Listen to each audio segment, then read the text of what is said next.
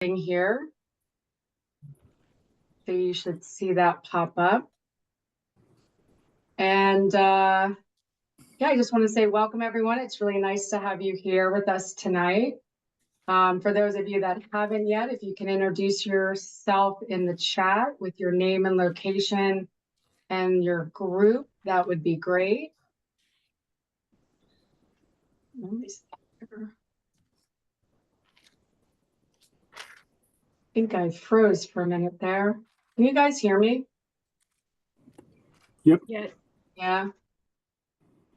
Okay. Something on my end is frozen. Here we go. Okay.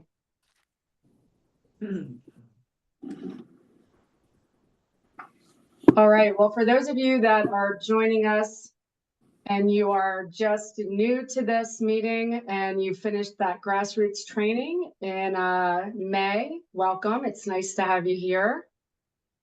I want to start out with a couple announcements. When we send out the meeting agenda, you'll notice in the top of the agenda, there's a shaded box, and that box has a lot of really important links and resources. So I just want to call those out for those of you that may not know that, because they're handy and they're right there for you. There's a link on there that you can add your events that you're doing right to our local groups and affiliate calendar. And then there's also links that will take you to our resource page, which has the majority of resources that you'll need for your group activities. And then there's also grassroots organizing skill tutorials that can walk you through different skill sets. So that information is all at the bottom or at the top of the agenda. So check that out when you have some time. And I'm just going to kick off with a few announcements about important policy updates. So we'll start in New York. This is a very exciting time for us.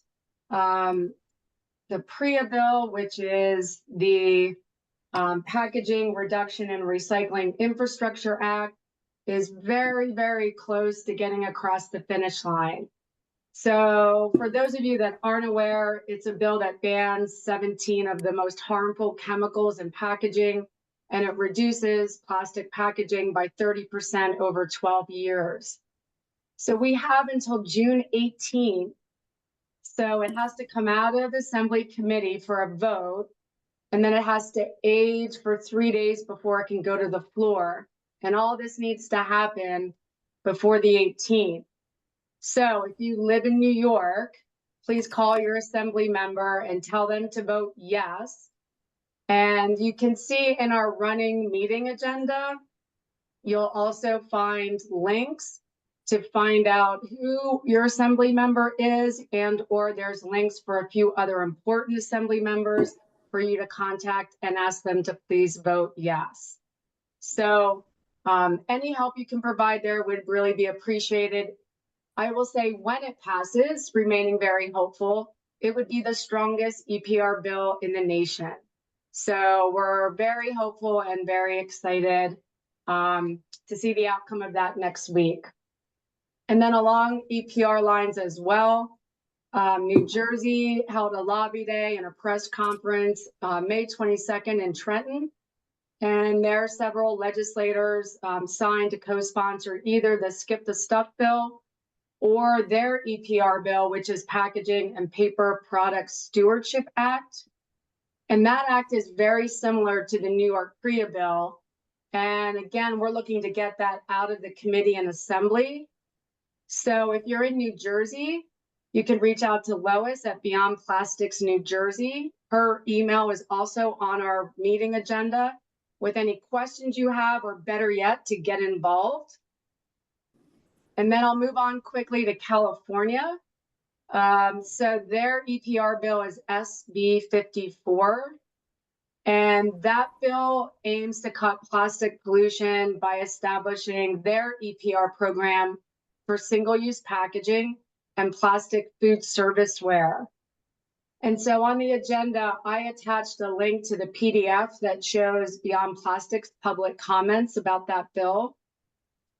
And then other work that's going on in California is my colleague, Susan Keefe.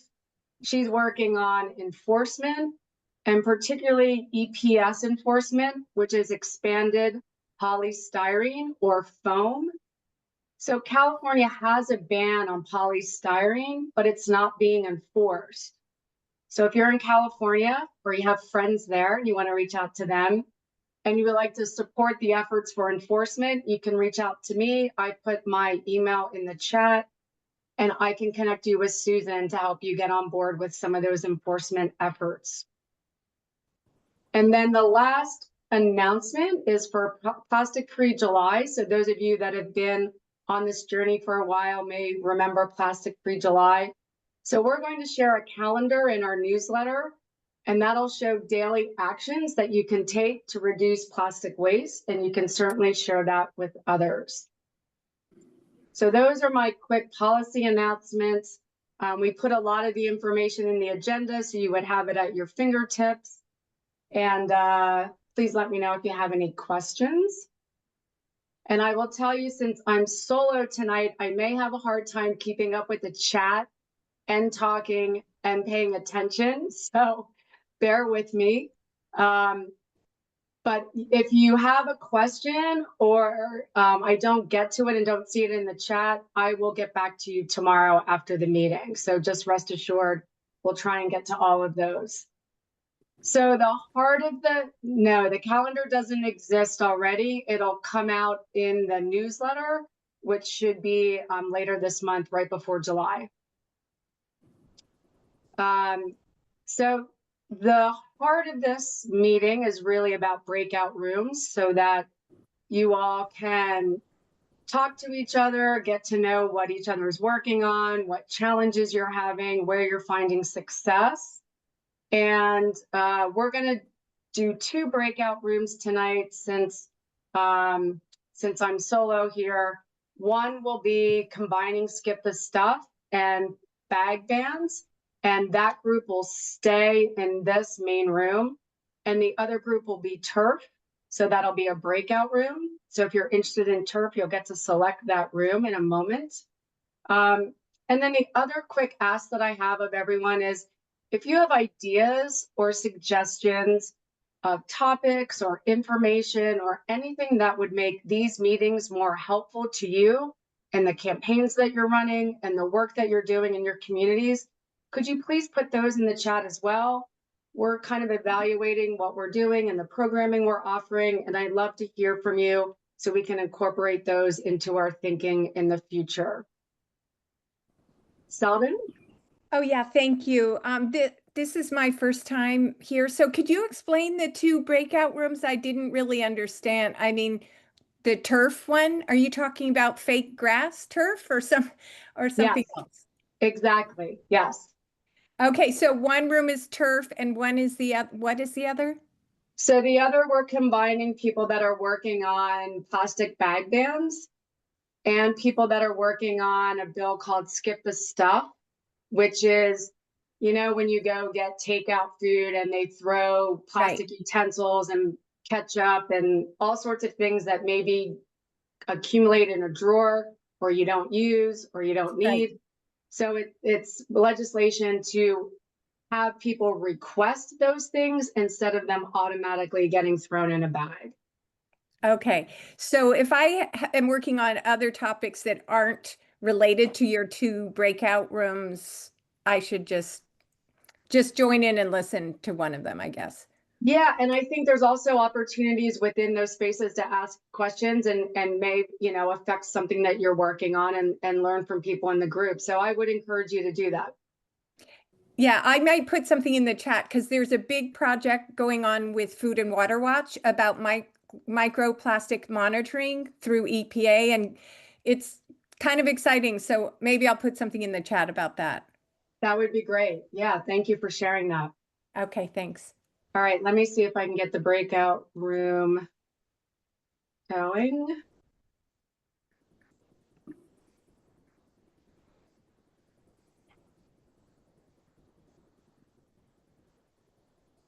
Can you guys see that as an option? No. Not yet. Okay, let's see here.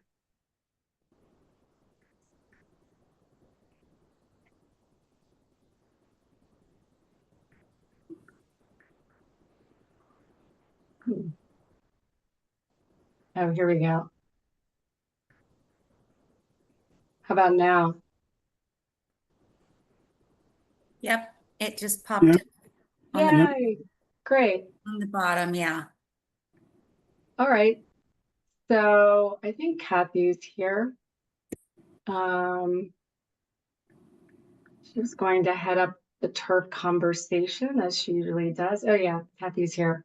Yeah, I'm Thank you, Kathy. here. Oh, now, okay. I wasn't seeing the breaks now, which up at me. I'll go Do you in see it now, that Kathy? room. Yeah, now I see it. Oh, great. Okay, I so will you're in the best hands with Kathy go and ahead in turf. there. So go ahead. Where is the breakout room information? So you should see it on the bottom of your screen. It disappeared though. Oh, sometimes you have to move up into the, like if you're too far down, you can't see it. And if you go up a little bit into the picture, it pops up and it's like, Or you can also tell me and I can assign you. If you would like to go to turf, No. let me know who you are and I can assign you. I had to click on more, the circle with 3 dots in it, and then I saw breakout rooms. Oh, okay. Thanks, Stephen. All right, we'll just give everyone a minute to I think see if everyone everyone who wants to be be in assigned. turf. Just having trouble seeing the, Jean, did you want to go into turf? Now I see whiteboard notes, captions, and record. I don't see breakout rooms. Okay, Joan, do you want to go into turf or do you want to stay here? No, I want to go into skip the stuff. Okay, then you're right where you need to be. Okay. Yeah, you're good. Is there anybody that's here that wants to go to turf that isn't there yet? No? Our governor would not let us ban the bags. Right. Yeah. So Joan, you want to kick us off?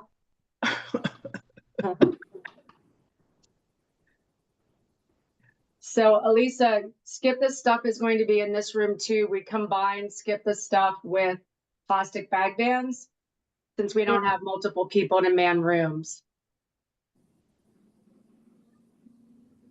So Joan, you want to kind of kick us off and tell us what's going on for you? Me? Yeah. Okay, I'm in Iowa City. I'm a member of 100 Grannies. We've been an affiliate for over a year. We're in a very blue area in a red state. And so we're trying to get people to pay attention to the plastic bags.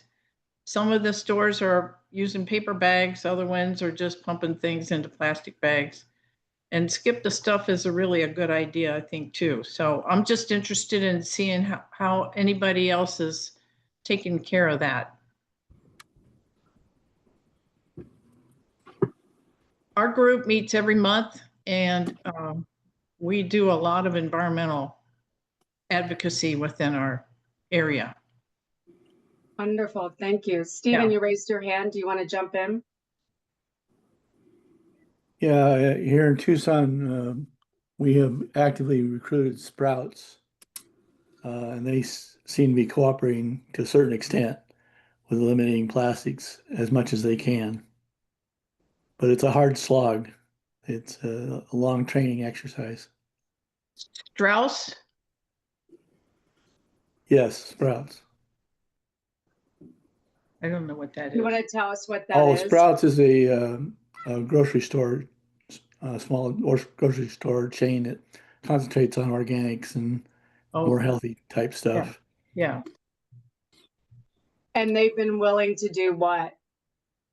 They've been willing to, now if you go to the checkout, you're not automatically given a plastic bag. If you want one, you can get one still, but they prefer that you have your own reusable or that you use a paper bag. They have Right. those available also. Yeah. There's a small cost for each bag if you use them. That's great. And they did that voluntarily. Somewhat. We convinced them that it was good for their image. They have a health image, and we kind of played on that.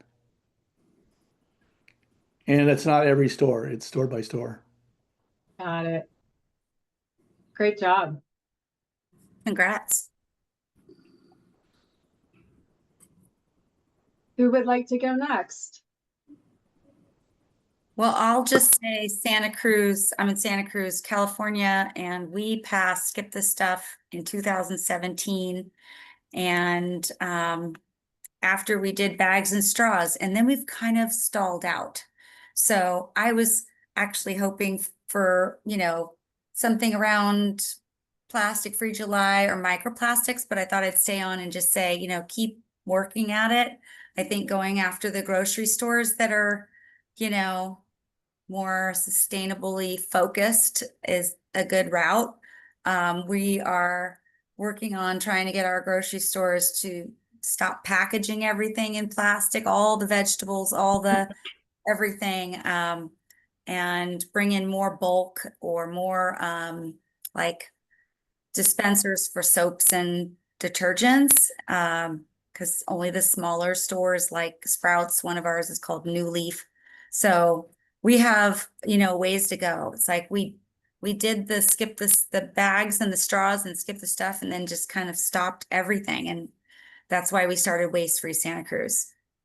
And so, yeah, I've already filled in this, this, I think it's the one that was in the chat. Is that what we're talking about? But, yeah, if there still isn't EPA, somebody needs to work on this microplastics problem. So yesterday, Santa Cruz was the first in the nation to pass a ban the cigarette butt ban. We're going to stop selling cigarettes with filters in 2027. So there's a lot of we had a lot of researchers there, and there's no evidence that filters help in any way to stop the toxins. And so, but it's the most littered item across the nation. And so I personally have picked up thousands at beach cleanups and pitch-in Santa Cruz events. And so that was a big win. There was just an ocean conference and we had 2 representatives there and the world was watching. And I think maybe that helped. I'm not sure, but we're excited about it. So Waste Free Santa Cruz is our affiliate of Beyond Plastics. And there were 3 of us that met from this organization and we did the local training. And now we've grown and I've had to learn Instagram and do social media, even though I don't really want to, but you got to hit people from everywhere. You can't table all the time. So anyway, I just encourage everyone to keep going. Now's the time to really push. Thank you so much, Trish. Hey, do you have any suggestions for people that are just starting out with Skip This Stuff that haven't started that journey yet and things that you've learned along the way? That came before me and before my local activism really went into full steam. I think Beyond Plastics really opened my eyes to the fact that change happens at a local level. And it was like it started a fire under the 3 of us and it's grown. And now people in Santa Cruz are listening again. And, they agree yeah, we used to be more sustainable and, restaurants will still throw things in your bag sometimes. And you're like, no, can you just take those out and put them back in your, you got to catch them. But it's in the dining out apps. I don't use DoorDash or anything or Grubhub, but you specify in there whether you need that cutlery or not. So I wonder if you could reach out to those organizations and say, can you just put that in the app for our location?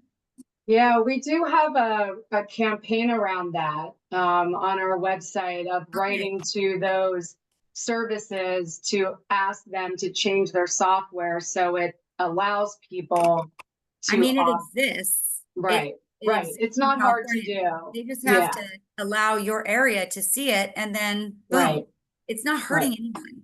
In right. fact, it's saving them money. So if you can get some analytics on how much it saves, like, I don't know about out there, but retailers are struggling in California. And any way we can support them, or you know, I don't buy anything on Amazon now. I buy local, even though it's more. And you know, they want that support.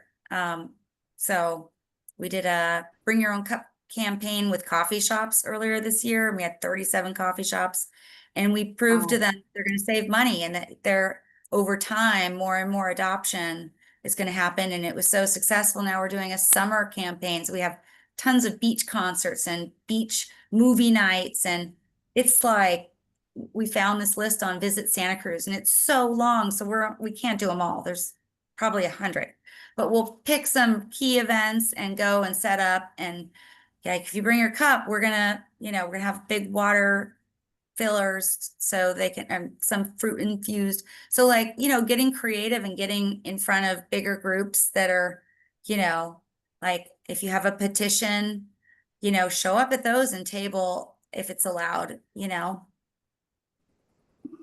try Right. different things. Don't get discouraged, because we tried doing farmers market and it wasn't our place. Thanks, Trish. That's really helpful. Catherine? Yeah, hi Trish. I have a question for you. That's great that you guys were so successful starting small.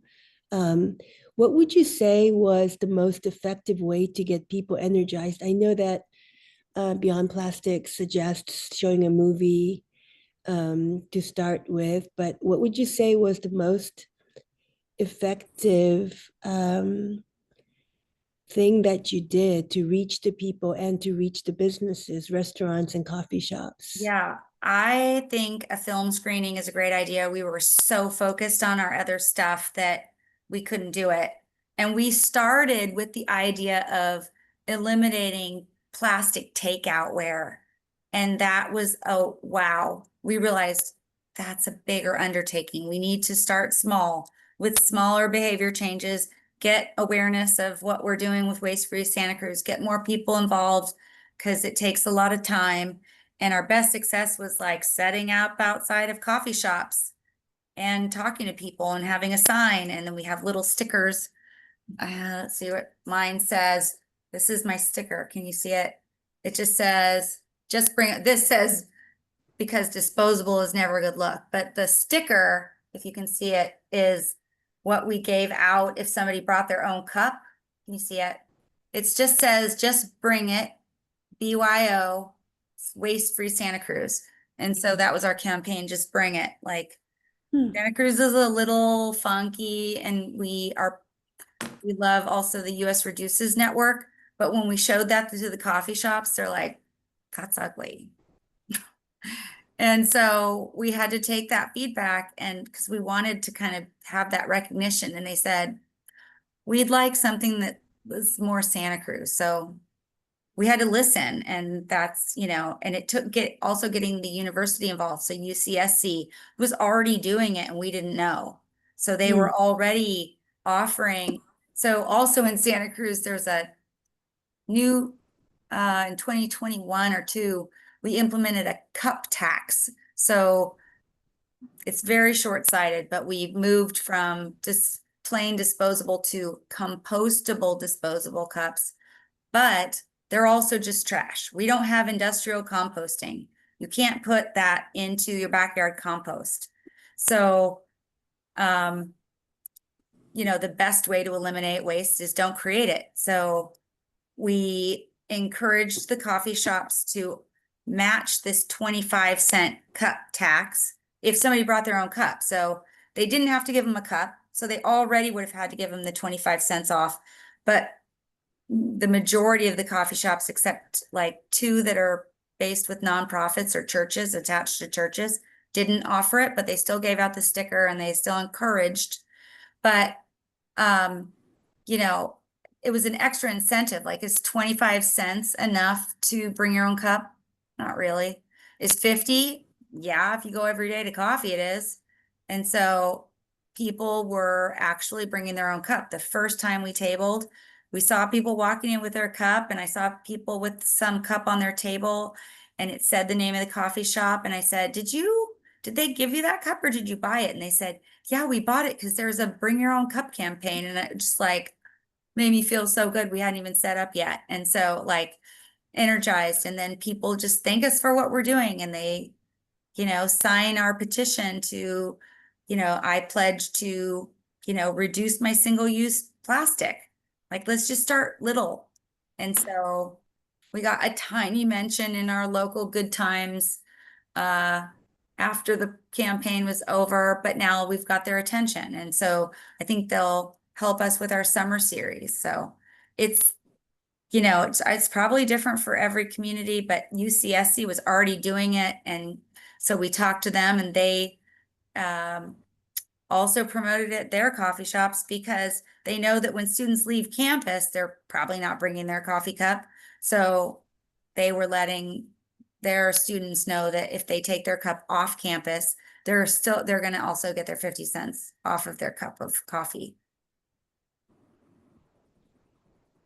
That's It's great. not easy. I wouldn't say it's easy. We're all very tired, and because it was, you know, getting the businesses to listen and to, you know, agree to it, just getting a hold of them was hard. Oh, yeah. You know, they're busy because they're struggling. And so we started with emails. Nobody answered those. So we had to go in and reach out to them through our Instagram messaging. So yeah, going in person and catching somebody is the best way. And, you know, it might be like, I know you might not have time right now. So if it's not a good time, when could I come back? And just, That's a good idea. yeah, because if you do catch them, they're like, I am currently working, and you don't want to seem insensitive to that. And, you know, they're struggling. We're all struggling. And so if you can present it as, we want to help you, it's going to save you money. And nobody is going to say no to saving money. You know, if you don't have to give that silverware or straws, you're saving money. Like, you know, I don't know what it would take to get DoorDash and Grubhub or those to just all they have to do is turn it on in their software. It probably takes somebody 5 minutes, honestly. It exists here. You just say, no, I don't want it. So California has a ban already in place, correct? So Yeah. if you're in California, you're not supposed to Well, I don't know if it's all of California. Santa Cruz has Skip This Stuff. All of California has the bag ban. I'm not sure about straws. I think we all did straws and bags, and then Santa Cruz has done Skip This Stuff, but I don't know what other Frank, counties. isn't two of the states that has skipped the stuffs, California and Washington? Yeah, California does have a state skip this stuff, but the problem there is it's not being enforced. And so there's a big enforcement issue in many towns and cities through California. Yeah. So we have Susan Keefe my colleague in Southern California. She's starting to work on a lot of enforcement of, you know, bills that are already passed. Yeah. So in the city of Santa Cruz, you can report them on a website. I don't know how much it happens, but while you're talking, I'll look for it in case anybody's interested in seeing it. Thank you. Yeah. Thank you. Eric? Yeah. Thank you. Eric?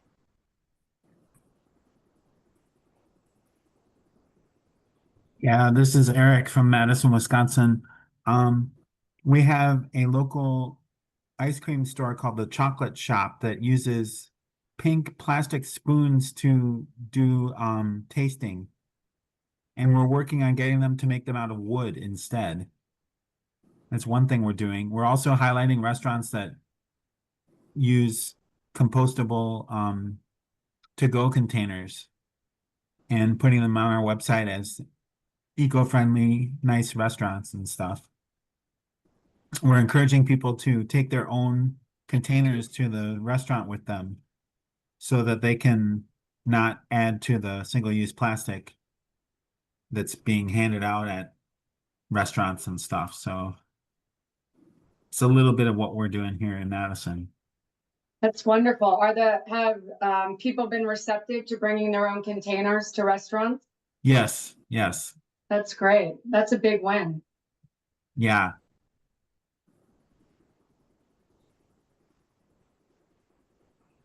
Again, can I ask, what was your strategy to get people to bring their own containers? How did you reach people? We made flyers and handed them out at different, we're gonna be handing them out at different gatherings and stuff and farmers markets. We're just trying to spread the word of mouth, I guess, a lot of it. And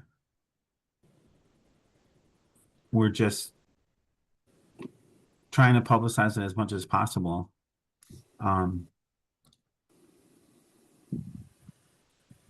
Do the We have restaurants promote it at all? restaurants. Do the restaurants promote it? Is there anything in the facility that says that people can bring their own containers? That's a good idea. We haven't thought about that yet. I think most restaurants will allow you to do that actually, because they don't have to handle the food again. You just put it in your container and take it away. It'd be nice if you could go to a restaurant for takeout and bring your own container. That would be very nice. I'm not sure if that's a possibility or not, but you'd obviously have to wait a little bit longer for the person to make the food and stuff. But that might be a good idea too, yeah. Yeah, I think that's one that a lot of people would like to see happen. And I think in certain states, there are restrictions around that. But where there aren't, it would certainly be a worthwhile endeavor to work with restaurants to figure that out, because a lot of times they're using the black plastic, which is particularly toxic. And yeah, and then your food's hot. So Did the you say heat- black plastic? Yeah, there's a Oh. lot of restaurants use that black plastic for Right, takeout. I was just at a restaurant on Sunday night and I was really happy that the marinara sauce that I got for my breadsticks was in a porcelain container Oh, instead of a plastic one. But then when very my nice. friend left with food, they gave him black plastic. That's the worst. The Yeah. most, Yeah, you can't even recycle that. Right. and And we some really don't restaurants want to don't know. eat out of it, right? Like, we don't want to eat food out of it. Yeah. Yeah, you And- don't want to eat food out of it. Yeah. And on the bottom, some of them say it's microwavable. Really? Yes. Yeah. Wow. that's Some of terrible. our restaurants give the cardboard takeouts, which is fine. If you're taking it home, it's a cardboard with lid instead of a styrofoam one. Actually, that cardboard has a PLA liner. They do have a plastic liner, yeah. Is it, and how do we know what kind of plastic, right? Like, It doesn't Usually- seem to have a liner. Usually it's polylactate, yeah. but it can be anything.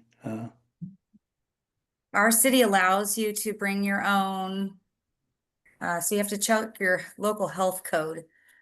I don't know if all restaurants would do it when we were trying to talk about like reuse, bringing, like a reuse system with restaurants, which is, hard because most of them are plastic based. But I went to like a sushi place and it was really hard for them to like agree that they could like if I talk to one person, they say, oh yeah, if you bring your own container, we'll use it. And then somebody else is like, I don't know if I can do that. Right. So like getting a hold of the owner and maybe starting a list of restaurants that agree and then sharing that somehow, write a letter to your paper. So I just wrote that down. Somebody gave me a good idea. I'm gonna like put that in send it to our editor that just covered our success with the coffee cup campaign and say, hey, also, can you publish this, that you can bring your own to-go container and you should bring it, if you tend to take food home, bring your own with you. I mean, the first time I said that, my husband was like, no way, that's embarrassing. And I'm like, who am I like impressing? I don't want to eat out of plastic. Like if you're eating soup and you're going to bring it home, like I'm not going to make somebody else more comfortable at the risk of my health. Like, no. So, sometimes it's uncomfortable to say something too, but somehow now I just don't care. Like if they put, the plastic silverware packets, I always check before I leave.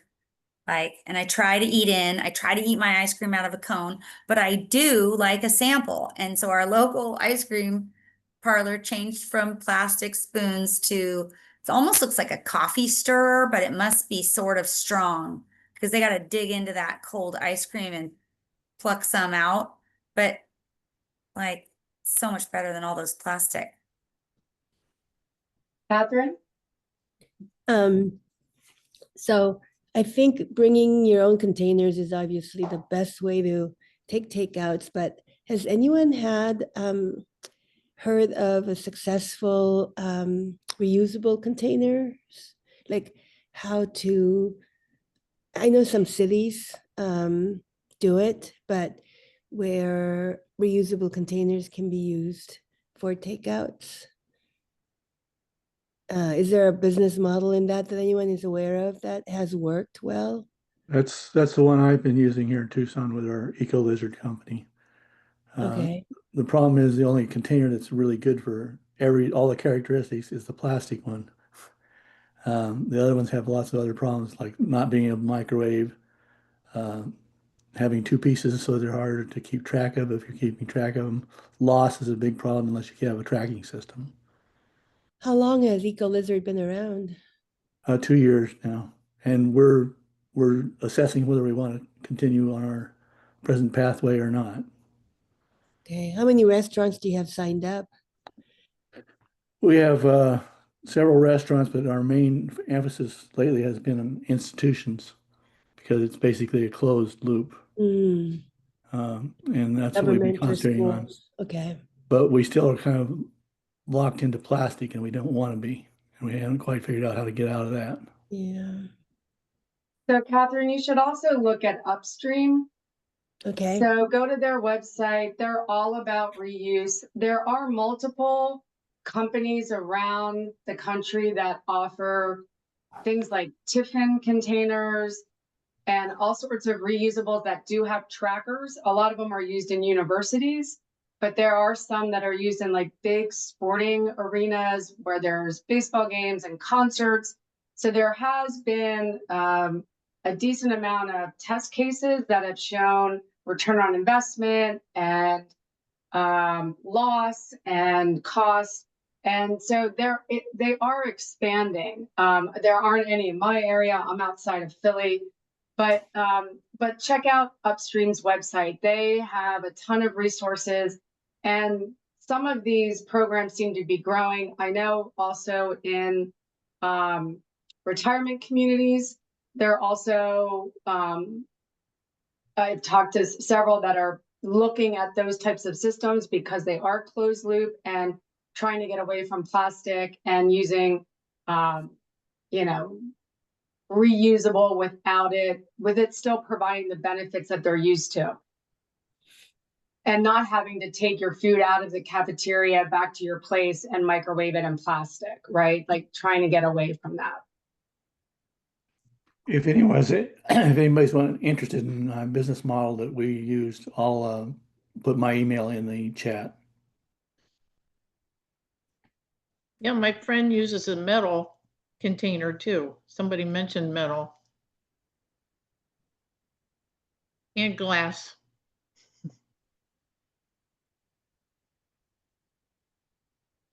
Those are safest. They're more expensive, and I haven't found a tracking system with anything like with metal or, but it might exist, metal or glass, but then you get into the restaurants that don't have space to hold all of that, and 'cause they tend to be bulkier.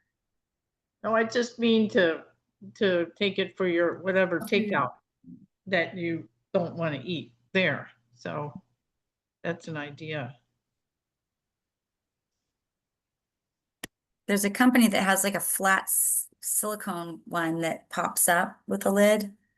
I Oh, can't remember. So it was with an S. I'd have to look. Stasi or some.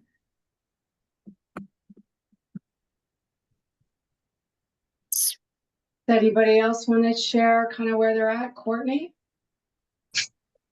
Hi, I'm Courtney. I work with an organization called Alaska Community Action on Toxics up in Anchorage, Alaska.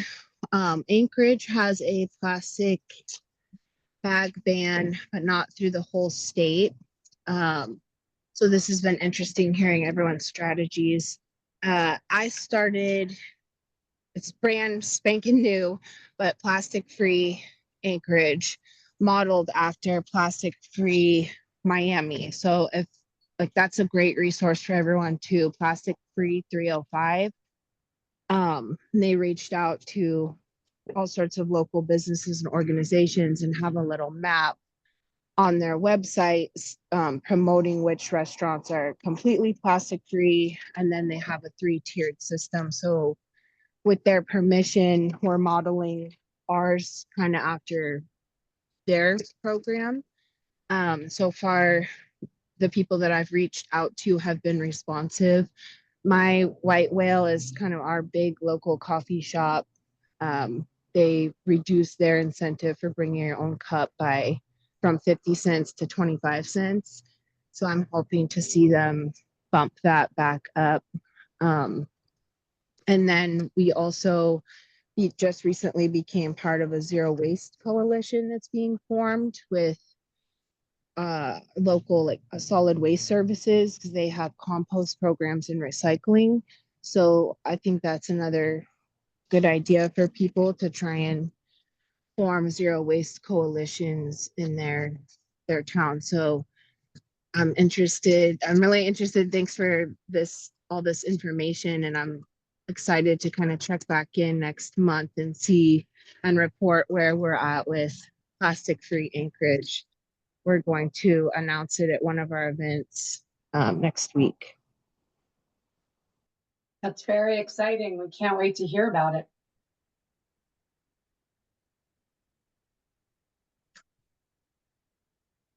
All right, who else would like to share kind of where they're at or ask some questions or?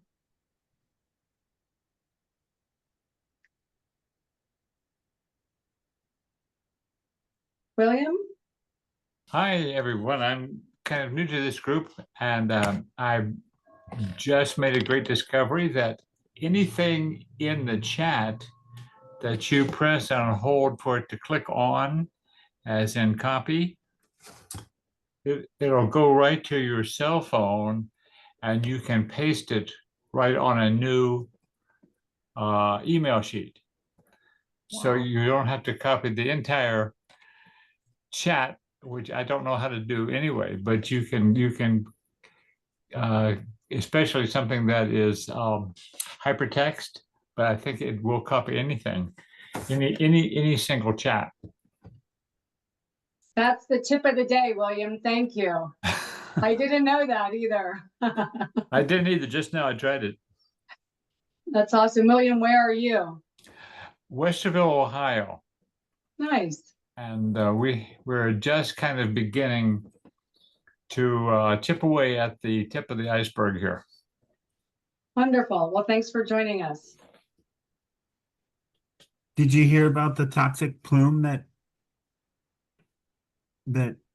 exploded over some community in Ohio? I have not, but it doesn't shock me. Because they had East Palestine too, which was the Yeah. train wreck. Yeah. And then this other plume just happened at a explosives manufacturing firm. Mm-hmm. Yeah, we have a lot of that kind of industry. Of course, East Palestine was a pretty famous screw up there.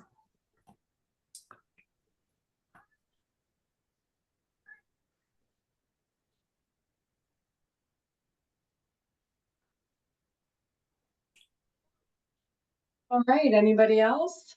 Is anybody working on a bag ban?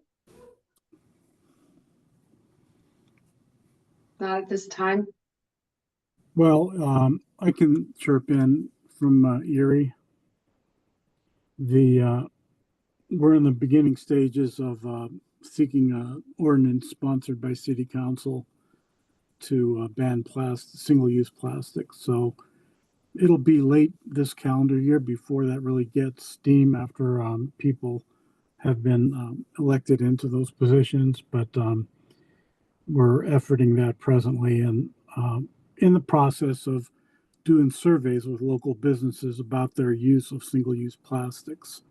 So using that information, we hope to get some buy-in from our local political representatives.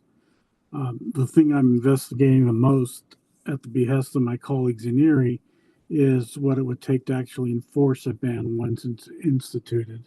So that's of keen interest to me. And I'm learning a lot with all of the aspects here. So whether it's enforcement or other areas, I'm taking a lot of notes. I appreciate it. Great, thanks for your work, Alan. Does anybody have experience with a bag ban? Steve? Yes, excuse me, yes. Oregon just passed a bag ban, but of course it doesn't take effect till January 1st, 2027.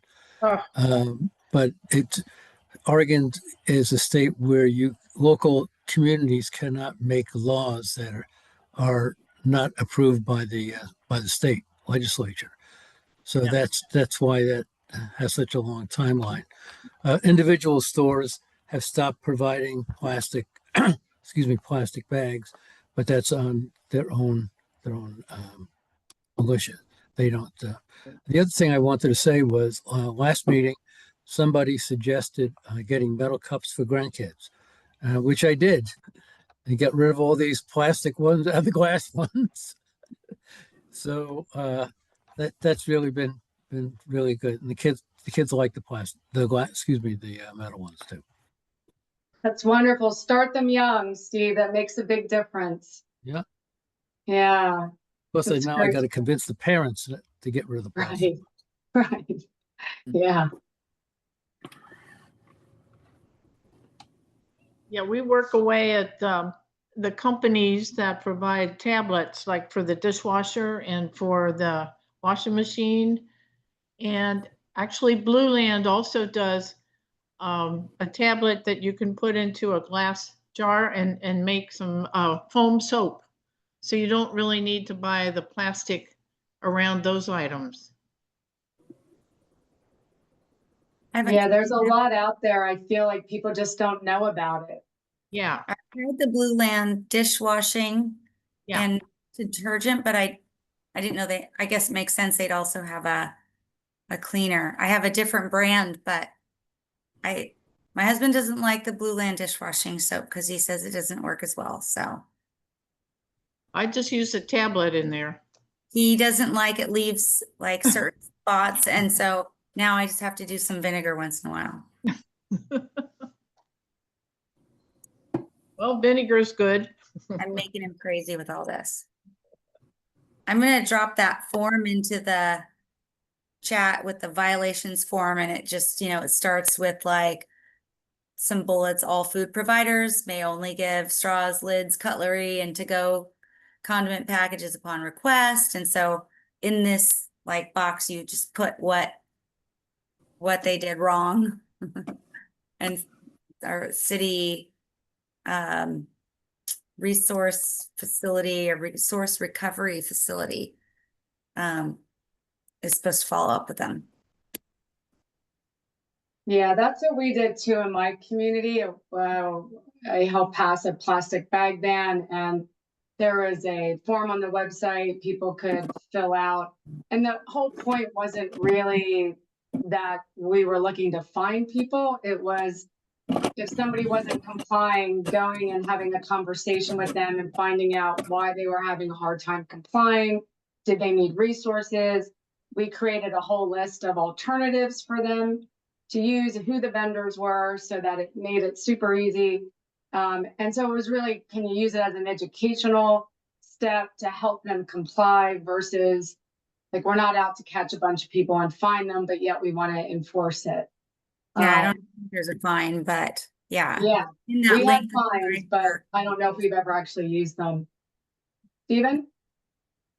Yeah, for those of us who live in these states with legislatures that do not allow local laws that aren't allowed by the legislature, we found that the best way is to go to the congressional district meetings of both the state houses and senates when the candidates come, or when they have open office hours, which some of them do, and show up, or you have to usually put yourself on a list and show up and actually present letters from your constituents that says, hey, we care about this.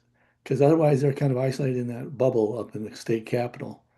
And we also found that Sierra Club is a big help. They have a lobbying arm that goes to the Arizona legislature on all these issues, and they organize group visits.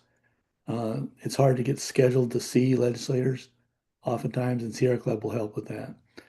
I'm sure there are other people besides the Sierra Club that do it, but that's one that we found useful here in Arizona. We're not as successful as we'd like to be yet because it's a really Republican dominated legislature. Thanks, Steven. That's helpful. Terry? Yeah, I'll just introduce myself. I'm a new board member with Safe Healthy Playing Fields. I'm here in LA, and what I'm working on, as you can guess now, is getting rid of artificial turf in LA. So I'm working on a ban. So Diane sent me the link, and so I don't know if I'm in the right group or where we're supposed to be, but I just want You're to say not, hello, let you Terry. know. That's Do you what I want me thought. to move you? I guess everyone seems very nice here, but yeah, I guess so. All right. Well, just stay thanks then. Thanks for saying something. Let me get you over there. All righty. Thank you so much. Nice seeing you all. Thanks, You Terry. too.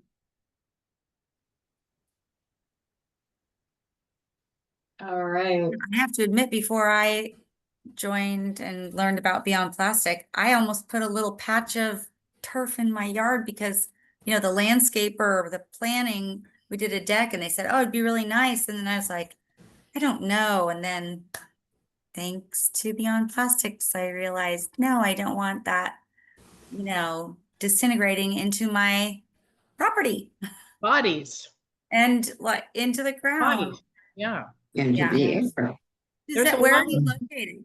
There are a lot of PDFs on Beyond Plastics that I print off, and then we give them out at different tabling events, like what's in the straws, what's in the plastic bottles, all the microplastics. That's a good idea. You got a lot of PDFs that you can print off right from their website.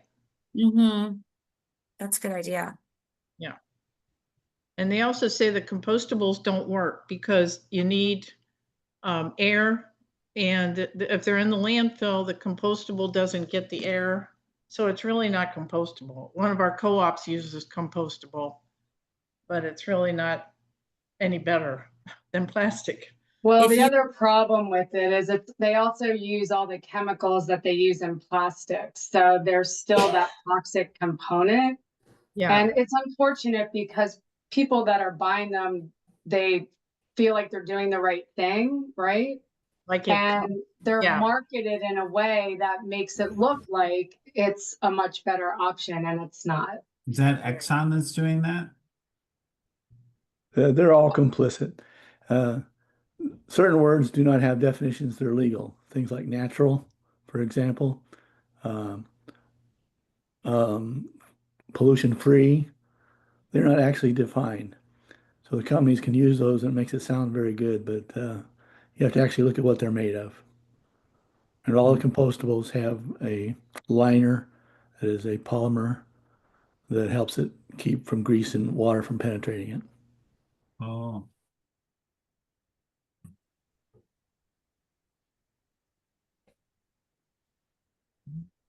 I've heard that aluminum cans have a plastic liner too.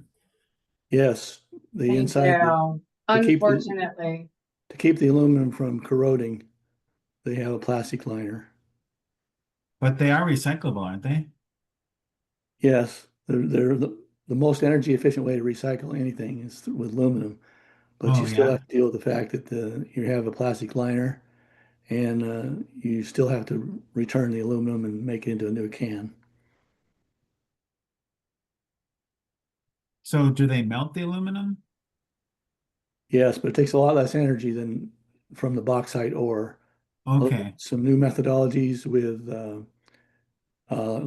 focused microwave plasma extractions that may change the way mining is done with energy from microwaves and guided into plasma phase and then recoagulated. But that's a little more technical probably than you want to get into. Dude, it sounds like you could give us a class on this. Yeah. Well, I could at least point you in the right direction. I'm going to keep that in mind. Oh, yeah. So Uh-oh. what happens to the plastic when they melt down the aluminum? Does it just get vaporized? Mostly, currently, if you have a chamber that's not completely contained in a vacuum with a filter, that stuff is getting oxidized and sent into the air. Wow. So my question is there any truth to this new high-tech vaporization or liquefaction treatment of plastic? You mean chemical recycling? You can, there's just several ways to do the chemical recycling of plastic, chemical or physical recycling of plastics. You can beat it to death till it's fine particles and then melt it and it'll have the same sort of structure. Or you can chemically decompose it. There's a lot of leachates that you have to get rid of or filter out, and those filters have to be disposed of. So it's not exactly a chemical-free or a pollution-free process. But redoing plastics is really tough because they have so many additives that are done to get the characteristics that you need.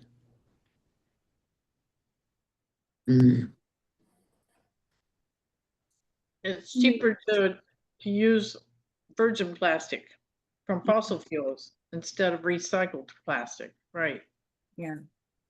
Which isn't Yeah. really recycling, right? It's downcycled. Yeah. Yep.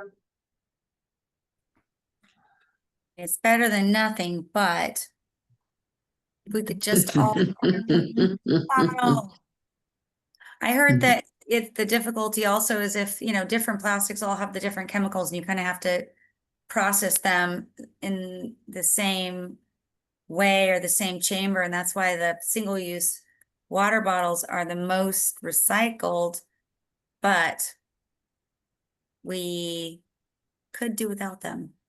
Santa Cruz is we're gonna also work on a single-use plastic water bottle ban. Lake Tahoe did it, and Truckee, and someplace in Colorado. So it's kind of taking off too. Yeah, I was just talking this week with another group from Colorado who's trying to piggyback off of, I think, Breckenridge and Fresno, maybe, if I have that right, who's working on the water bottle ban. So if you want to connect, I can connect you too. But yeah, and it's a great idea. And they already have water refill stations, so they already have that kind of critical step needed to go hand in hand with that so people can have access to water. and make it easy for them to fill refillables.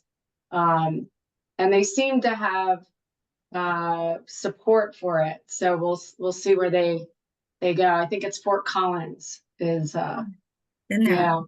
yeah. I worked for a company there for a long time, and yeah, Colorado's more sustainable than California right now. Like they are killing it. They're doing a great job. And I mean, I just dream of that. Like if we can do it with cigarettes, we can do it with plastic water bottles. Like the problem is Santa Cruz has a very high unhoused population. So I think there's a concern, sadly, about people maybe bathing and like it would have to be a very serious plan about how to deal with that. So I think they had figured that out. I can't tell you what it was, but that did come up in our conversation that they were literally taking their model and trying to use the same thing because they had taken all of those things into consideration. Yeah. So she might be somebody good to talk to if you're thinking about that. Thank you. Because the Tahoe, I did talk to the South Lake Tahoe people, and they were very like, here it is. Here's our ordinance. Here's Yeah. Like they just want to share. But they didn't have that problem in Tahoe because you can't really home without a home and just living on the street in that cold of a climate. Sure. Yeah. Well, I just wanted to say the West Coast seems to have a lot of housed people, and plastic bottles are kind of the safest way that they could get a drink. It's not great, but it's better than getting typhoid or something else. So Well, Yeah, you keep water in unfortunately, cans. one size doesn't fit everybody, unfortunately, but Yeah. we could probably reduce it a lot. One of the What things are the that I know they talked about at out west in Colorado, where I was in Grand Junction, was at the Western University there. They were talking about when they put in the stations, putting a code for you couldn't operate the station without having a student code, for example. But then they ran into problems with the city saying, no, it has to be equal access if it's a public institution. So they'd have to give codes out to everybody. So there's problems even when you try to control that. I could try, I'll find out what the other communities did and report back just so that we have an idea of what somebody has already put in place and see if we can find out how it's working.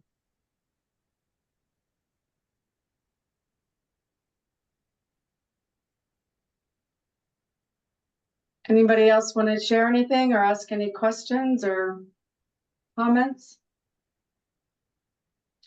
Steve? I have a question. Somebody mentioned before about the black plastic takeout dishes. So is that any more toxic or less toxic than any of the other plastic containers that are used in takeout places? Does anybody know? Yeah, so it's made from recycled electronics. So like our TVs and our laptops and all of these electronics get melted down, and that is part of that black plastic. There was a study that, and I'm not remembering off the top of my head by who, but it showed that black plastic had a much higher level of toxicity, but then there were parts of that study that were debunked. So I will say that from what I'm understanding, seems to be a slightly elevated toxicity level, but not necessarily to the extent that was reported in that one report. But irregardless, it is made out of things that you would typically not want to put in contact with your food.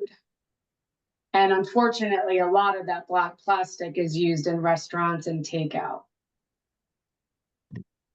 Somebody Well, put in the chat about it too. There's when it's heated, I mean, they put hot stuff into the black plastic. Yeah. Yeah, No good. It's definitely more heat labile in the black plastic. Yeah. It's an extruded plastic, which has surface characteristics that are more open than the molded plastics. Hmm. So when possible, try and stay away from it. Yeah. For Christmas, I asked for new cooking utensils that weren't black. Right, right. I Yeah. had to do that too. Throw them all away, go, oh my gosh, I never even thought about that. Yeah, I know. When you're cooking in oil with those, it's just leaching Yeah. faster and Who faster. knew? A And then once you do well-seasoned, know, you're like, I have to do something about it. well-seasoned Steven? cast iron works just as well as a nonstick. Yeah, Yeah, yeah, I love my cast iron pans. and wooden spoons. Yep. Yeah, yeah. Good old wooden spoons. I wonder if, I don't know anything about those, like there's brands that say green pans and different like ceramic non-stick. I don't know if those are good. Our NPR station has a sponsor of Made in Cookware. You could look that up. Made in Cookware. Made in Cookware for Made- chefs and homes. Okay. So I don't And know. also look up Caraway. Caraway. I know they don't contain PFAS. CARAW. WAY. Thank you both. Yeah.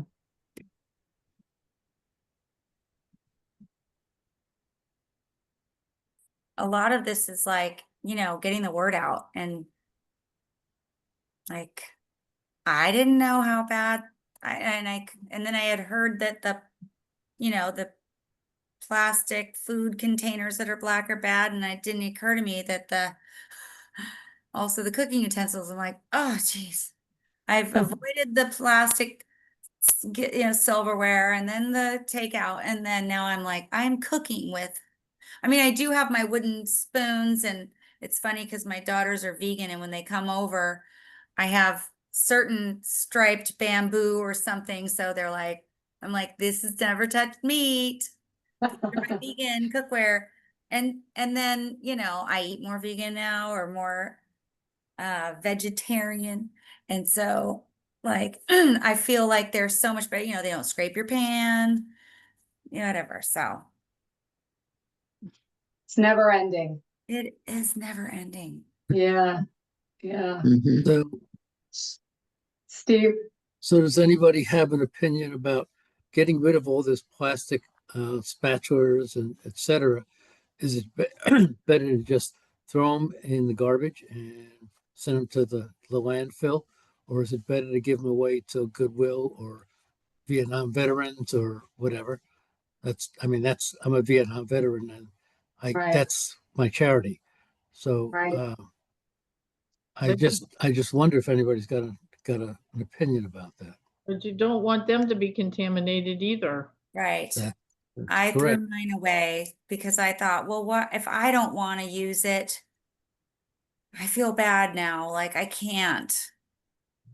Same with the Goodwill clothing. Like if it's not wearable, cut it and make rags. Just figure out something else. But you There's know, there's a time element here. So if you take something and throw it away, you are putting it out of harm's way for a while, but eventually it's going to get into the soil and water. There's a company here that we're using called Bifusion, which is taking all of these non-recyclable plastics, which I consider to be all of them, but uh, and they are making them into blocks that can be used for building walls, etc. Well, that sequesters it, but Yeah. for how long? Well, it So, also leaches, right? It well, we leaches. don't know if it leaches. I asked the founder about it. Really? She said we haven't done the testing yet. Hmm. So they said it meets all of the building standards, but that doesn't tell you anything. Because the Right. building standards don't care about that But kind of you're thing. not supposed to, unless it's covered maybe with Oh, they cover it with wallboard or paint. pulpwood. Yeah. Hmm. Yeah, they cover it with something else, but still it's there. Yeah. So you're sequestering it for decades, which maybe that's a good thing to get rid of plastic, but you're not getting rid of the problem, you're just postponing it. Yeah. I have heard that those plastic blocks are pretty sustainable as far as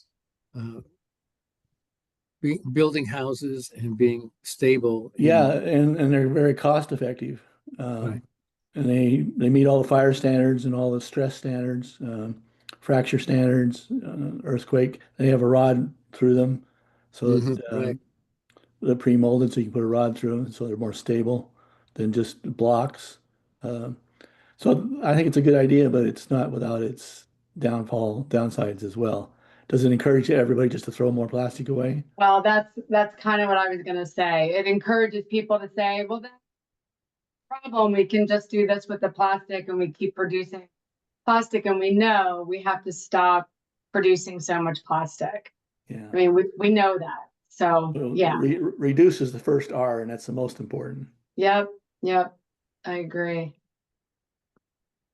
What was the name of the company, and will they accept mail-ins of plastic spatulas that you mentioned? Oh, they're only accepting from large sources at the moment, like the city of Tucson, for example, Oh, is okay. giving them, and it's actually being shipped out to California to their plant there, and then shipped back as blocks. And they're building a block plant here, so it's Hmm. very controversial in my Sustainable Tucson organization whether it's a good idea or not, but it's happening whether we like it or not.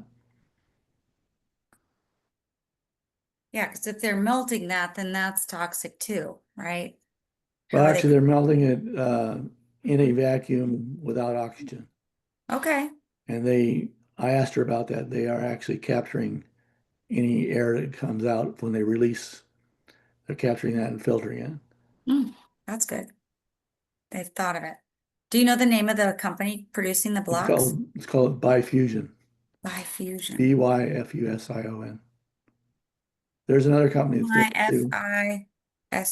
Okay. There's another company that's also working with the city of Tucson to do it. It's tied up with a plastic bag manufacturer. And you have to put your non-recyclable stuff for Bifusion blocks into a particular color of plastic bag that they sell you. So you're adding more plastic to the plastic in order to get it put into blocks. Is that Yeah. like the Hep program that's out there? Yes, Yeah. yes. Yeah. Yeah. Has anyone heard of Ridwell? Yeah. Yeah. So they just did like a demo in Santa Cruz and we're not really getting Ridwell, but they had these little boxes, which were kind of what you're talking about. Like you get 2 bags and there's all you can do right now is be in this kind of express program. I think they want to, see if it's worth it to come here. And so they only take like the stretchy plastic and the cellophane kind of tougher plastic, and you put them in different bags and you send it back. So you get for like $30, you get these 2 bags. And like a lot of people think it's crazy, but I try to use so little and I want to see how long it'll take me to fill these because like I really try to reuse as much as I can and not buy them, but like sometimes you can't get you gotta have some chips. Damn it. So I've given up so much, but now at least I can send my chip bags in my Ridwell bag. I think if they truly come to the community, then you get a big Ridwell box that they'll come pick up. But I think we need like at least 2,000 people to make it worth their while. So Right. So they're promoting you to buy more plastic. Yeah. take your reusable container and go to the local farmer's market and encourage a chip cooker to come there and give the chips into your container. Well, that's a great idea because I have Ridwell, and the chip bags are what make up a lot of those larger plastic bags. But they also take plastic caps and prescription bottles but you do have to separate those. So which saves them some money because then they don't have to hire somebody to do it. And I think at the full service, you can even do like batteries and light bulbs and Right. textiles and, so it Yeah. must feel good to have like somebody else taking your stuff, like the clothing that you can't, they'll take clothing that's usable and not usable. I mean, I can bring the usable stuff to a million places locally, but stuff that's like, no, it's just got a stain or a rip or, it's not really repairable, or then I'd love to figure out what to do with it. So, but I don't have a Ridwell bag for that. It's just the plastic. Yeah, Another you way can't to put help batteries reduce in. plastic waste is, I run a repair cafe, my co-founder and I. And if everybody had a little repair cafe, a lot of the appliances and other things that you make, their lives can be extended. That plastic kept out of the waste stream for a lot longer. That's a good idea. Yeah. Yeah. I know, I wish I had his business by me. Yeah, I would love to take things and get them repaired instead of trying to figure out what to do or buy a new one. The concept's wonderful. Go to the Tucson Repair Cafe International, or not Tucson, Repair Cafe International website, and they'll tell you exactly how to do it. Okay, Yeah. Okay. What's Or it you called? can, or you can email me. I have your email. Yeah, Yeah, did you put it in the chat? I will. I already put my eco-lizard. I'll put the Tucson How many Repair people Cafe you in. give that to? 'Cause you're like an encyclopedia. I know. Well, some of the things are really pretty difficult to repair. I have a coffee grinder. I had it for about 25 years and it finally quit. And actually all it needs is a couple of nuts and screws, but you can't get to them without taking the whole grinder apart. So it's kind of a different. Tucson Repair Cafe.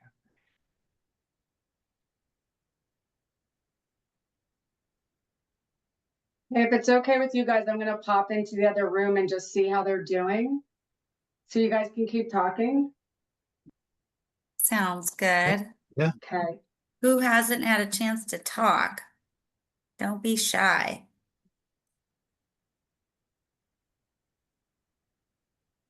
I thought I was just gonna stay for a little bit, but such a great group. Jeez. Excuse me.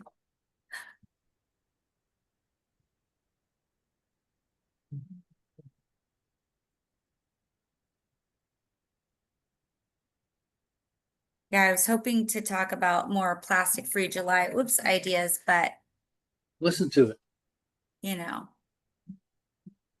Do you have some ideas, Trisha? I do. So I joined a couple of like groups. There's one called Trash Talkers, and it's like a bunch of organizations that meet like the last Thursday of every month.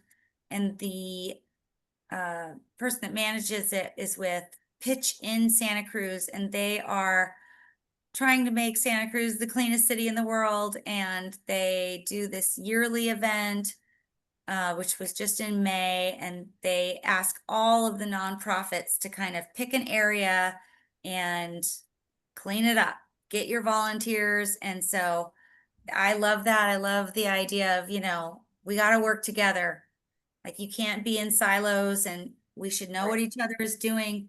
So then there's another organization called Ecology Action, and they just started a group a couple months ago, and they also invite someone from a lot of the organizations, and the topics kind of change, and you talk about like what your organization is doing. And then, so last month, they said, who wants to host next? And so I decided I'll host, and we hate plastic, so it has to be around. And so I thought, well, Plastic Free July is coming. Let's all work together instead of everybody doing a little bit here and there. So that's why I was interested in that calendar, because we're going to create a community calendar, and every day is someone's initiative or event, or maybe they just post, bring your own utensils, or carry your own straw if you like straws, or, bring your own to go with you. And then we'll all support their post and kind of get the word out. We'll share it on Instagram, or we'll just give it a like. And then when it makes sense, we'll collaborate on posts. So, if you both collaborate, then it gets a bigger audience. So, we have so many different organizations being an ocean based, we've got, Coastal Watershed and Save Our Shores and Surf Rider, and Elkhorn Slough is like a water area, still in our county. They just recently had a terrible battery fire, very toxic, very sad. And I'm sure the Elkhorn Slough, that water, those marshes are, I don't know what's happened there. Of course, the battery company is denying that there's anything wrong and no toxins. And they kind of started early, and a group did their own dirt samples and, tried to kind of start on their own, because, if you wait for a person that caused the harm to do it, it'll not happen or take too long. They just want it to dissipate, right? And so Our city's telling people not to put any batteries in the trash because it causes fires in the landfill. does, But- yeah. And whole garbage trucks go up in smoke. So I think we used to be able to put them in a bag on top of our garbage can, but I don't know that we can still do that. Well, we can take them to different places like Ace, and they'll recycle them. Yeah. Yeah. Well, the batteries are picked up curbside with the trash in a separate Ziploc bag here. Yeah, Where's it? we used to be able to do that. Oregon? Well, Oregon? it's in Portland and most of Western Oregon, but Yeah. there are lots of places where it's not really the case. Oregon is also more sustainable than California. Well, I don't know. In some ways, I think Oregon's more. California is a good goal to go for, actually. I mean, I think that Oregon is more sustainable than California. I and New York, and Colorado. I think we kind of stalled out. Like, we were really good for a while, and then it's like, what are we doing? Nothing. So part of that month, like, I'd love to see, somebody do a workshop, and maybe we all rally together and do a film screening. But, not all organizations, we're all stretched, and we're volunteers, and, we're grassroots. We don't take donations. So we're doing it, with our own money. And so doing a whole film screening is a huge undertaking. I'm sorry. No, if anybody has any tips on that, I'd love to hear it. Well, one of the things I'd like you to talk about a little bit, if you have a moment or two, is your plastic-free July. Yeah, so we're going to band together with the ecology action that puts on that monthly event. It was like all the community organizers or activists within each organization that handles the outreach for their organization. They all go. And so I want us all to work together and have a clear idea of what we're all doing so we can support each other. If somebody's doing a zero waste workshop, or so we do have a local organization called Gray Bears, and they do fix-it clinics. So now I wrote on my list, call Gray Bears and see if they're doing a repair fair in July. That's got to go they're on my list of organizations to include, because they're a huge thrift organization that supports feeding seniors in our area. And they feed more seniors than Meals on Wheels and Second Harvest combined. I don't know if you have those, but and I know that Beyond Plastics has something around how to deplastify those food deliveries, but I haven't got to that. So, but so the idea of the calendar is we're going to kick off and say, it's plastic free July. Take a pledge to avoid single-use plastic in July, and then share this campaign that we're going to do with the events that we're going to be at, and encourage people to bring your cup for, we have movies on the beach, or we have on Friday nights, and we have beach concerts in Santa Cruz on Fridays, and Sundays in Capitola. And so there's so many that I didn't even know about it. There's a Midtown Thursday that's every Thursday, and they don't serve, you know, cocktails or drinks. There's some food trucks, but like I'm always thirsty there and I bring my water bottle. But like if we had a stand and just said, hey, bring your water bottle next time and we'll refill it. So those are going to be our main initiatives, but I'm sure Save Our Shores is going to do some beach cleanups and Surfrider, and I'm sure it's Coastal Watershed. They have volunteer events where they're cleaning up our San Lorenzo River that is our water source. And so I want everybody to like say, what are you doing, and pick a day, and we all know what each other are doing and we support each other, you know? Okay. Yeah. Yeah, so I made like a kind of a mock-up of the calendar, but anything is game. Like I can't think of all the ideas, but I thought of a bunch in case you just want to say, yeah, we'll post that content on, you know, July 12th, you know, just to kind of, if they weren't going to do something, then give them something to do. Mhm. Like one of the days is bring your own produce bags to farmers market, because some people go to farmers market and still pull those damn bags. There's like huge, you know, paper towel holder things of bags, and I'm like, oh, you're here doing the right thing. At least you're, you know, shopping local, and these are our local farmers. You're not shipping stuff across the world, but then you're really going to use that bag. There's Well, mesh bag. one of the things that we talked about was just trying to deplastify your bathroom, as far as your toothbrush and your floss That's actually on my and list. shampoos.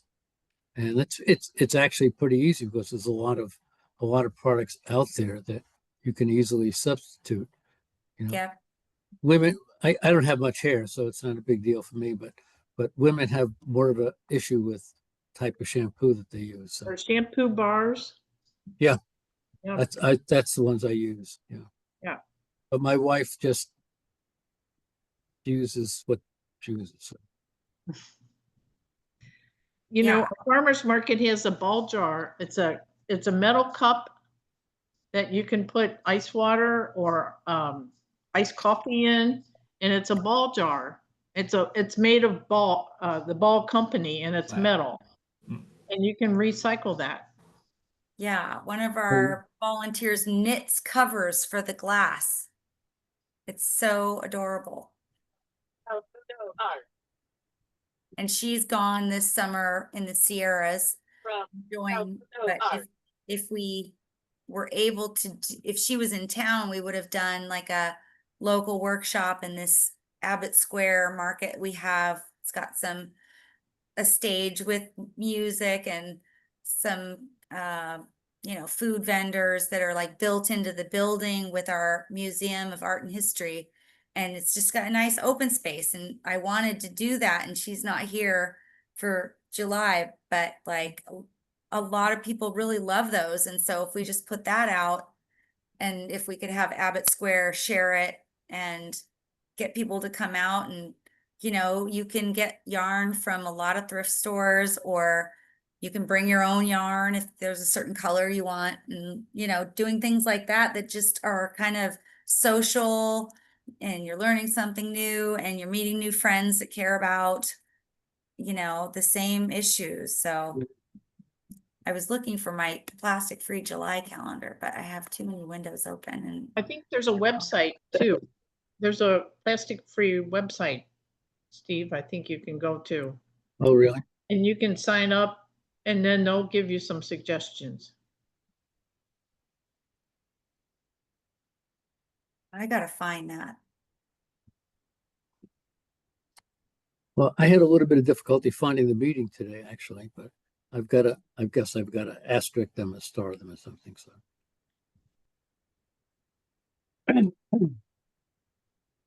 But these forums are really helpful for me because I get ideas, and then hopefully we can get those into action. Yeah. I just thought of a question. Does Beyond Plastics have a pre-printed sign that cafes and restaurants would like to have in their window to say, "We are plastic-free," recycle sign. If That's a good idea. because if it were something that they would all like to compete to see who could qualify for that, that might be a nice thing. I think coffee shops, small coffee shops might go for it. You couldn't do it with Starbucks, or Starbucks is probably be a terrible. corporate decision or something. So. Yeah. Yeah. But I myself have tried to.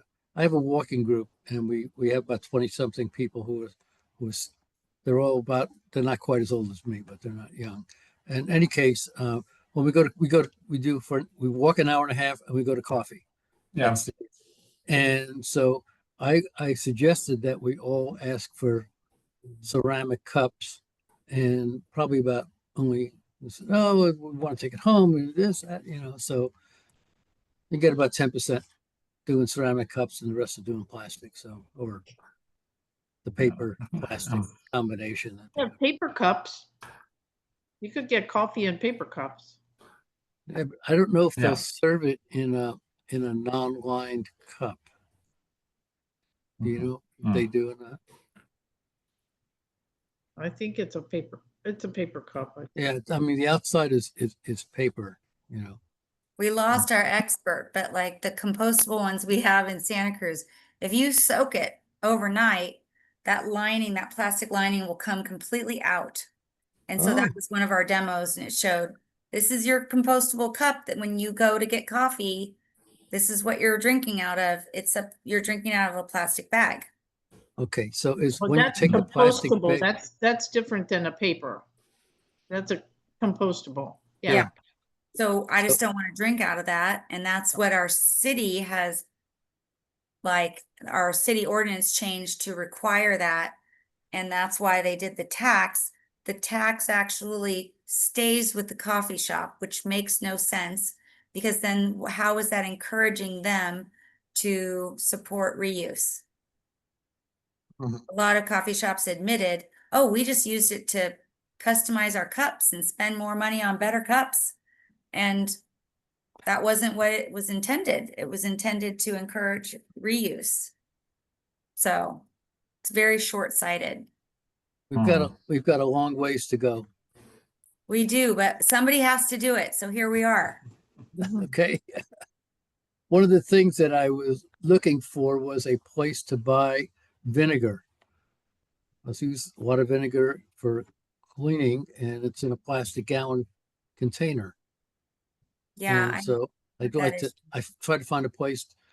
I went online and searched for about a half hour, and you still end up with all these places selling you a plastic gallon of vinegar. Yeah. I found white vinegar in a bottle. They're small though. Like they're, Nice. it's kind of maybe, what is it, a liter? But Yeah. like if you use it for cleaning, you need a lot. I tried natural weed killer with vinegar and it worked, except that it takes a lot of vinegar. They got a lot of weeds. Yeah. So they just die. You still have to pull them, but they're dead, so they come out easier. And like they're not coming back. So I do like it. Especially in like the driveway cracks, and I've got this walkway with rocks in between. It looks nice, but they pop right up through there. And so I use natural weed killer that I find, this recipe online, but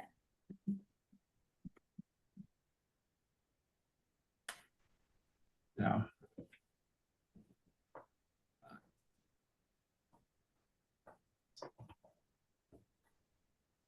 yeah, we lost, is it Suzette? I haven't met her before, so I haven't been on a call in a while because they weren't covering topics that were speaking to me, but I love the organization and I love, the support, and feels good to just hear what everybody else is doing. And I've gotten some great ideas today.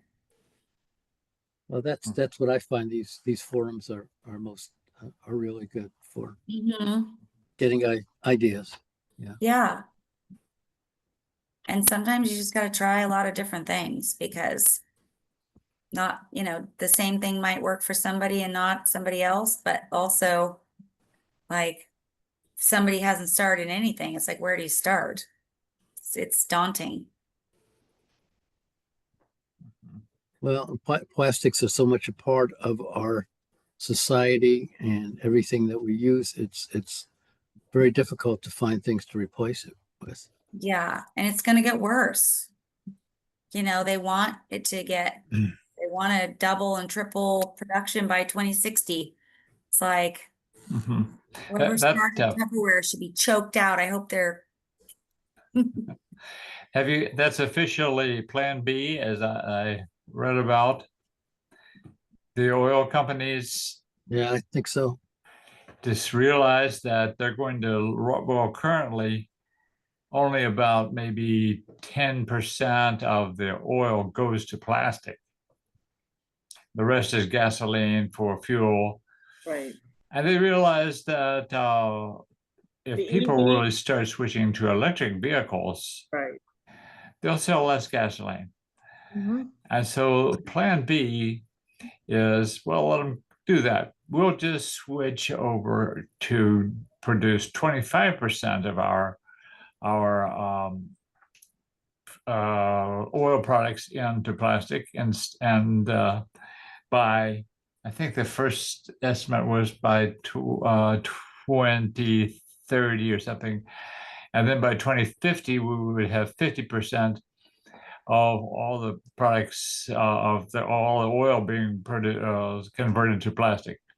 So that was their brilliant idea. What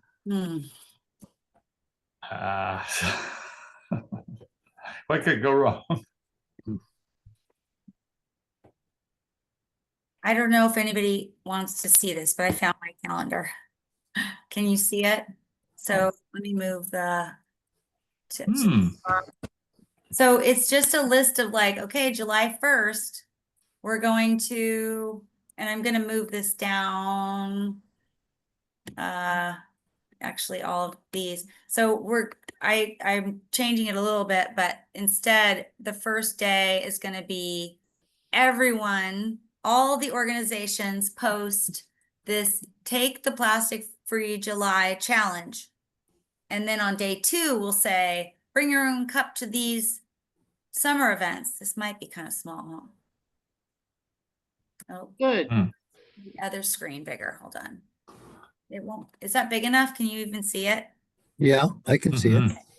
And so, and then like Santa Cruz Action Network. So I just kind of assign something as an example so that we can talk about it, and like anybody can pick a day, or so the city of Santa Cruz does tours of our waste facility, and it's so powerful to see all that trash and all that plastic. And that was one of the things that really got me, like, oh God, I have to do more, because the city of Santa Cruz doesn't even recycle. And like, it's different with the city and the county takes like plastic clamshells and we don't. So I won't buy berries in the grocery store because I can't get them without the plastic clamshell. I gotta go to the farmer's market. But like, so somewhere on here is like farmer's market. So the gray bears, I said repair instead of replace, but now somebody gave me the idea to reach out to gray bears and say, are you doing a repair fair in July? And if you're not, can you do it? We wanted to add it to our calendar. And then somewhere, farmers market, like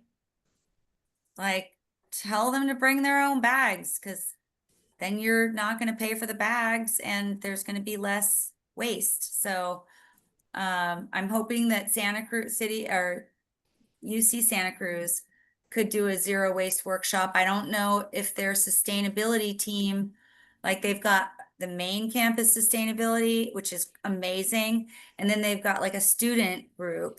So if anyone in the student group is around for the summer, that could be something cool they could do. But like beeswax wrap, that could be a workshop. you know, talk about buying in bulk, or the O'Neill Sea Odyssey is a organization that takes kids out on field trips, and they talk about ocean cleanup and, you know, all these things. So there's all kinds of things. And then, you know, at the end, it's like, what was your favorite?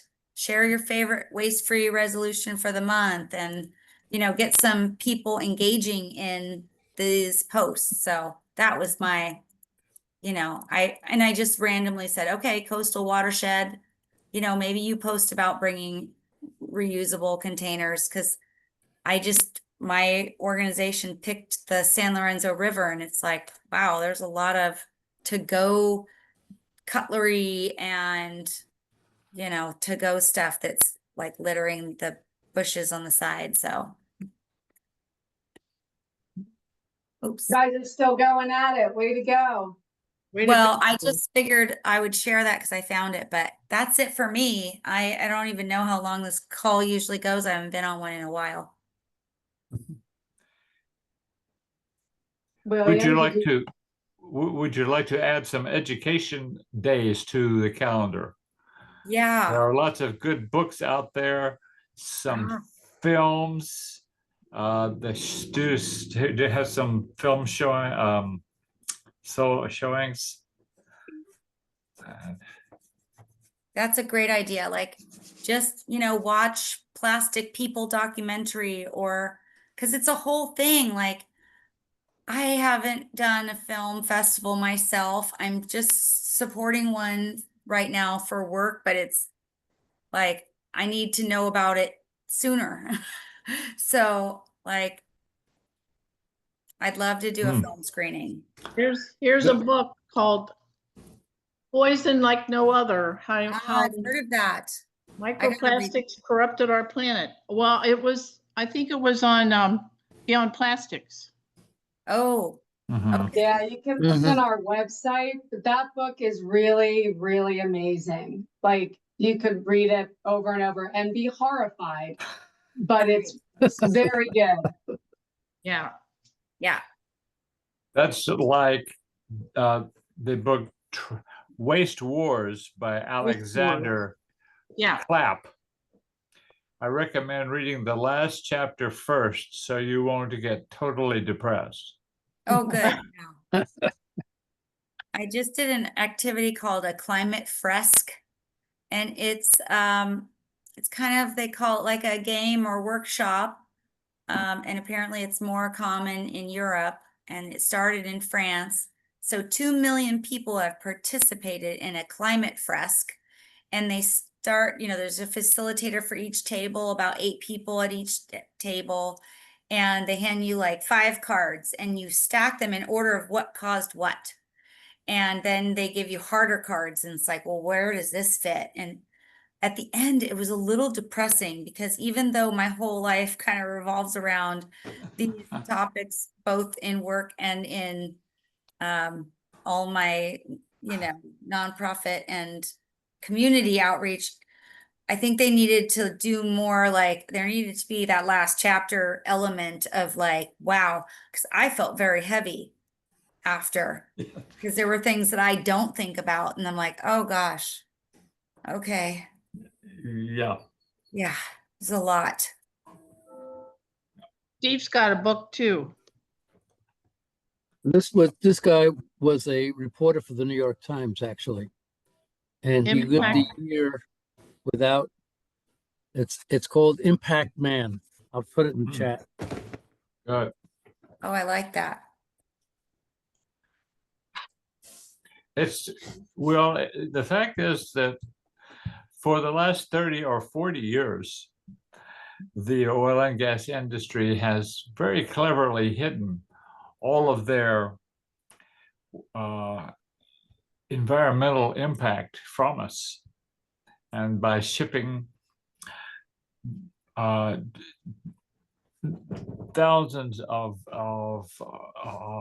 tanker loads of trash to places we would never see, in shores and forests and jungles, particularly to the southern hemisphere. And they have cleverly disguised this. And so now when we begin to see it, it's it's not surprising that we have a lot of catching up to do. Yeah. With the chasing arrows, everybody thinks that that's still the way to go. Yeah.